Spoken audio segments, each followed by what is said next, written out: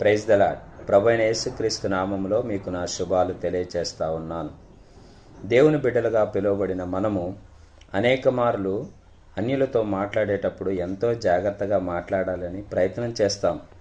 అయితే మీకు తెలుసా, దేవుని బిడ్డలు ఒకరితో ఒకరు మాట్లాడుకునేటప్పుడు ఎలాగూ మాట్లాడుకోవాలో? అయితే పరిశుద్ధ గ్రంథమైన బైబిల్ మలాకీ గ్రంథం 3వ అధ్యాయం 16వ వచనం ఇలాగూ సెలవిస్తూ ఉంది. యెహోవాయందు భయభక్తులు గలవారు ఒకరితో ఒకరు మాట్లాడుకొనుచుండగా యెహోవా చెవియొగ్గి ఆలకించును. ప్రియమైన వార్లారా, మరి దేవుని యందు భయభక్తులు కలిగినటువంటి దేవుని బిడ్డలు ఒకరితో ఒకరు మాట్లాడుకునేటప్పుడు ఎవరు వింటారో తెలుసా? సాక్షాత్తు దేవుడే వింటాడు. కాబట్టి అన్యులతోనో ఇతరులతోనో మాట్లాడేటప్పుడు జాగ్రత్తగా మాట్లాడటం కాదు, మనము ఒకరితో ఒకరు మాట్లాడుకునేటప్పుడు జాగ్రత్తగా మాట్లాడుకొని దేవుని మహిమపరచాలి.